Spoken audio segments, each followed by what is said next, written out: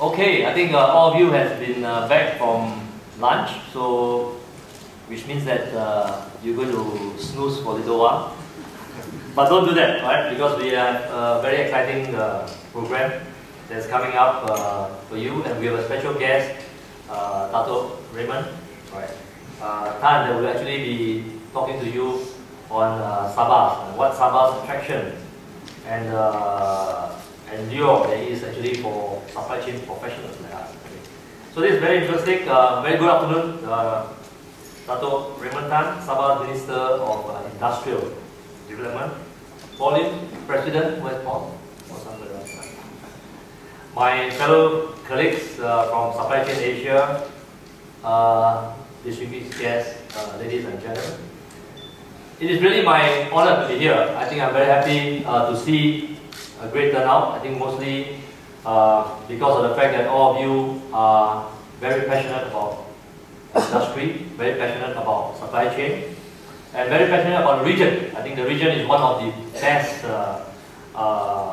things that is for all of us who are actually playing in this field in Asia. I just like to really take a glimpse of what's happening in terms of the global stage. I think we know that the US is now stabilizing the globe, but I think there's still a lot of headwinds. Europe itself, I think there is big issues. Hopefully it doesn't go in a big bang, right? Hopefully I think the situation will be contained, and we have a couple of years to look at solving that problem. But closer home, I think India has got its challenges, right? I think all of you have read today that the Indian side is looking at how to, they're actually projecting a slower than expected growth to 6.7%, I believe. And India has got a lot of issues, mainly because of the way that the bureaucracy and also the kind of rules that they implement, which changes constantly. So you're almost like playing with not knowing what's going to happen, or something happened and the rules just change, right? And overnight. So these are the issues that they are grappling with, but I'm sure they will be able to solve it, even though there's a big challenge ahead. But nevertheless, as supply chain professional, we can't ignore it's a huge market, right? So India is a huge market. The harder the terrain is, the harder we work, and the better opportunity for all of us. So I think this is the kind of attitude that we should take in looking at these tough territories. And China itself is actually slowing down. I think many of us who are very much in China can feel that, right? But will China slow down in such a way that it's going to be very bad for all of us? I don't think so, right? I think China, the way that it's been moving, China will continue to grow, right? It's just that at this time, because of the political transition, I think a lot of things cannot be done as aggressively as they would like. But I think after that stabilized, which is going to be very soon, there could be bigger things that the government will do to more or less shore up or pump prime the economy. So that's a bright spot, I think. But the really things that are moving well is really in our region, right? Places like Malaysia, for example, and some unexplored territories like Sabah, Sarawak, and also Indonesia, our neighbor, is doing very well. Yeah, I think that's an area that all of us should be looking seriously in. Vietnam has got its challenges, but Vietnam is looking well, and Myanmar is opening up. So if the sanction get lifted, right, which I personally feel it will, I think looking at what's happening, I think that's another big area for many of us, especially for us because of the industry that we belong to, because of supply chain management, because of logistics, because of connectivity. I think we are definitely one of the very what do you call it, scarce, or very important, or very much a enabler, right, of making things happen in this economy when we open up. So I think it's very important for us to take note of that in Asia. So Asia is still growing, right, even though there are big challenges, but I feel that as the industry itself, we should be primed and ready for this kind of growth. The key note actually that we have in this year's event is really about innovation, right? Innovation and talent. Talent, I think, is one of the key issues. I myself have been talking so many times in terms of talent, trying to drum up the sexiness of the industry so that we could attract more young people to join the industry. I think all of us should do it collectively. I think it's very important. Many of us who have benefited in this industry, who have grown, who have learned to love the industry that we are in, even though it is, we will agree, very challenging, very tough at times, yeah. But nevertheless, it is a very rewarding experience. All of us learn a lot, and in the process, we matured, we grow, and hopefully that we try to give back and nurture more young people to come into the industry and take them up in the career path. I think it's something that I thought Supply Chain Asia should be positioned very, very seriously, right, in looking at that.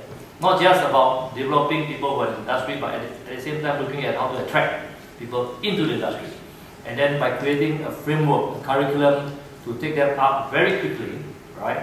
And that will be a way of reinforcing, right? How we can actually hasten basically more talent development in the supply chain space system. So I think it's something that we need to really look at it very importantly. Innovation, I think all of us, to be able to survive this industry, I think in one way or another, we are innovative.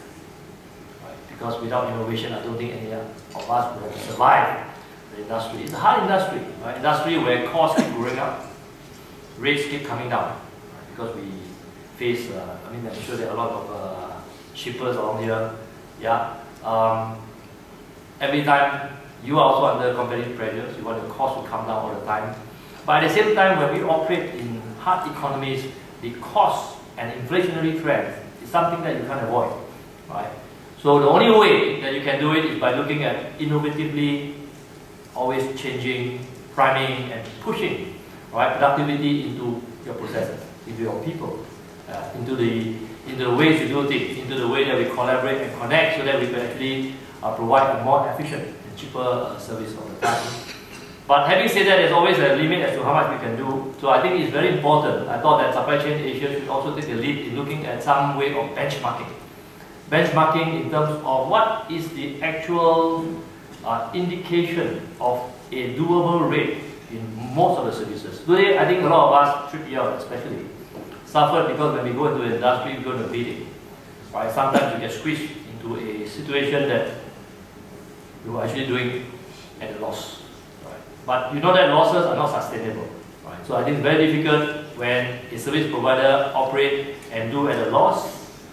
And what will happen is that corners are taken to make sure that you meet ends meet. And it's not a sustainable thing. Ultimately, everybody loses. Right? So it's very important. But on the other hand, how do you know what is the correct price? So it's very difficult, right? So if we can have an exercise, very impartial, very true benchmark of what the rate should be, right? It's an indication, nevertheless, but then the rest of it, then the business processes and negotiation, all that can happen. But this will prevent a lot of either people paying too high, right? Which never happened in our industry today.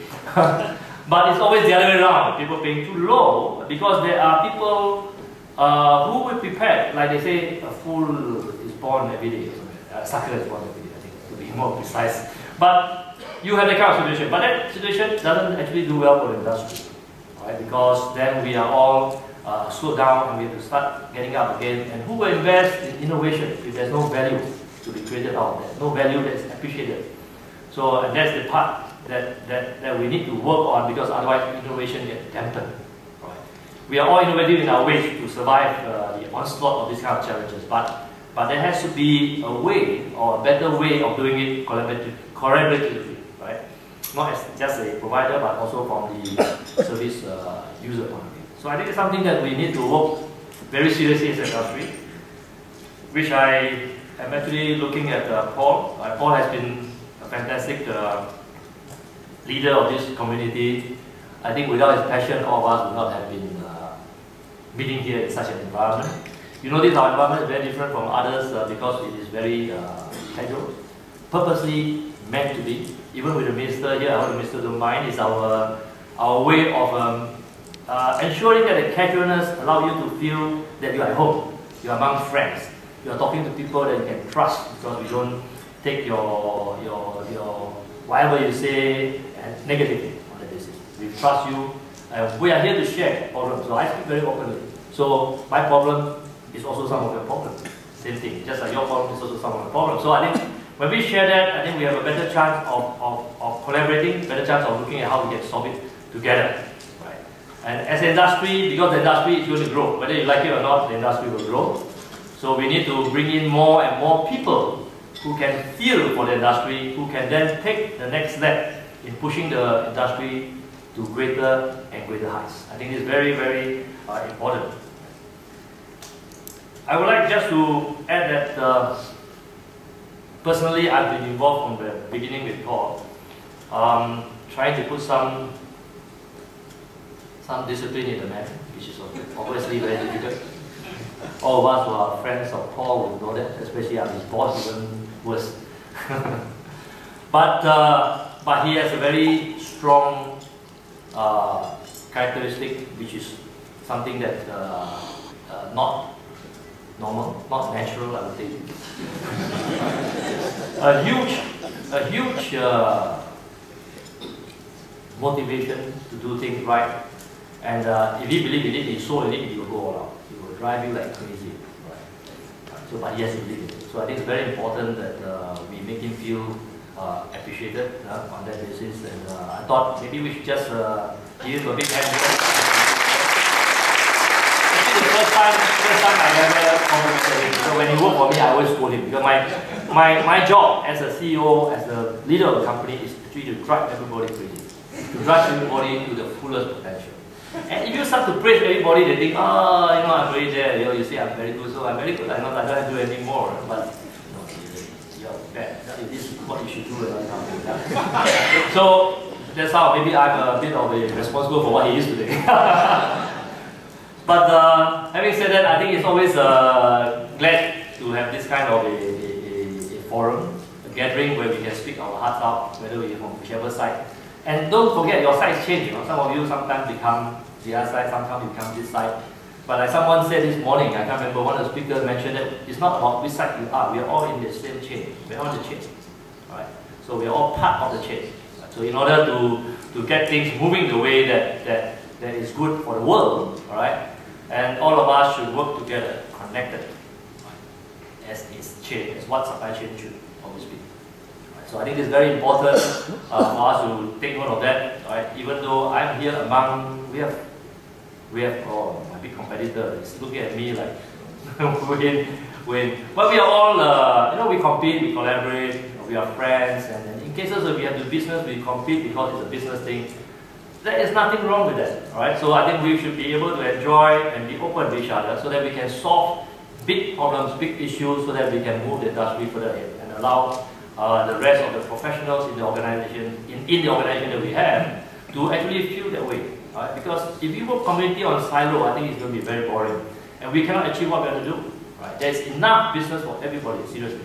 Right? And the way it's going to grow, actually, is going to be more of a too much demand and how many good supply situation can we create to be able to actually fuel this growth. So I think something that for us to think about. So with that, I hope that you all have a very enjoyable session today and tomorrow, and I hope to interact with you all over these 2 days. Thank you very much.